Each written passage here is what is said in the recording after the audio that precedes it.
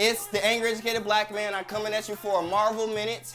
I want to holler at you about the latest happenings in Marvel. This is my very informative self, as I would call it. I hope you enjoy Planet Black. Oh no, nigga, oh no, oof, dodge that nigga, oh my god, oof. That was one of my skits, and now we're moving on to Marvel Minutes.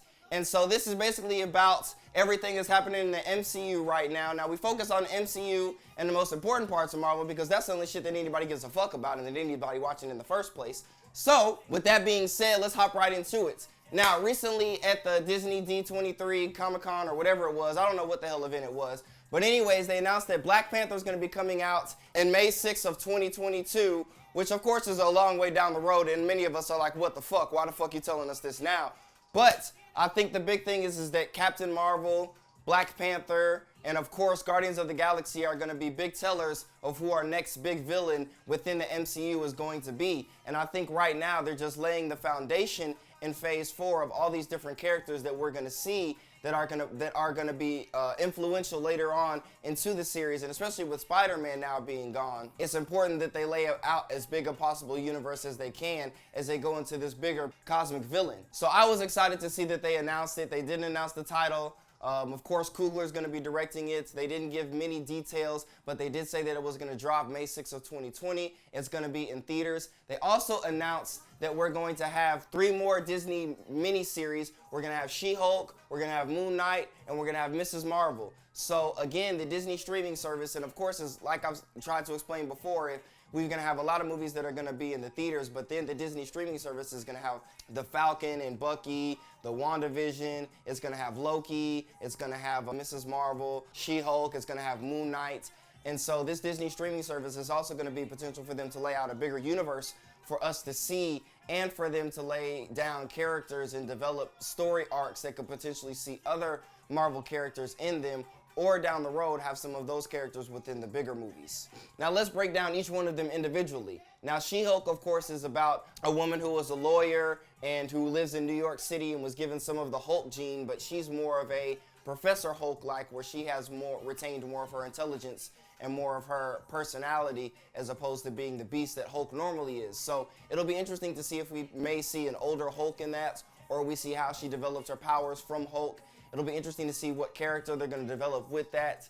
So that'll be interesting. Then of course we have Moon Knight, who's a very troubled personality, a man who died and was saved by Egyptians who believed in the moon, and the moon god was reincarnated within Moon Knight. And there's been talk about Keanu Reeves potentially playing that role, which me personally, I'm not feeling.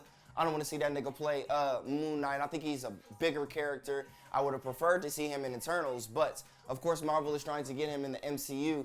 And at the end of the day, I think any role that he would play would be great, but Moon Knight would not necessarily be the one that I would want to see him in. I'd love to see a more gritty character, a more Batman-like character, not a sorry-ass Ben Affleck. But overall, I'm very excited to see Moon Knight. I definitely think it's going to be on the darker side, and with them putting out horror movies with Doctor Strange, and of course Blade being a darker movie, I'm interested to see them dive into the darker side of some of these characters and see how they develop them and how they can play a part into the bigger MCU universe.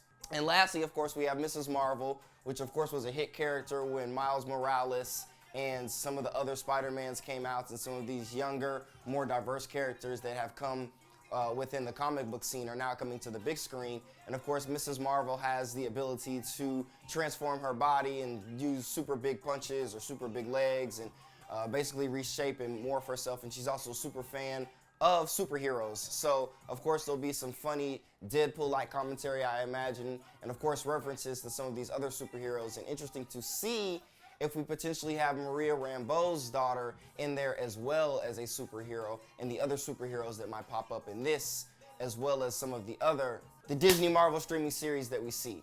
Also, me and my homie did a podcast that you can check out where we basically broke down all of Marvel Phase 4. Was right off the wings of Spider-Man being extradited from the MCU because of Sony's fuck ass, which is a whole nother conversation. And of course, y'all seen my angry video about that. And we definitely dive into that, and we talk about the potential that Spider-Man was bringing to the MCU and how they're going to have to restructure with him essentially bringing on the mantle of Stark, and how they're going to work that around and move on to bigger characters, or how some other characters might be able to fill in that role, especially with the Fantastic Four and X-Men on the horizon. And we also know some of these other movies with Captain Marvel 2, and of course Guardians of the Galaxy potentially carrying this mantle. So it'll be interesting to see what happens there, and I definitely encourage you to check out the podcast. This basically is all Marvel, second Marvel Minute, Marvel podcast, Marvel everything. We're excited about Phase 4 in the MCU. We're excited about the announcements of all the dates. The Disney streaming service is going to be available in November. I'll be getting it the first day it comes out. So I'm very excited about Marvel. I'm glad all of my dreams as a little kid have finally come to life on the big screen, and good storytelling is being done with it. So I'm excited to see what's next. I can't express enough energy. It's the Angry Educated Black Man, and this is a Marvel Minute. Check out the next skit.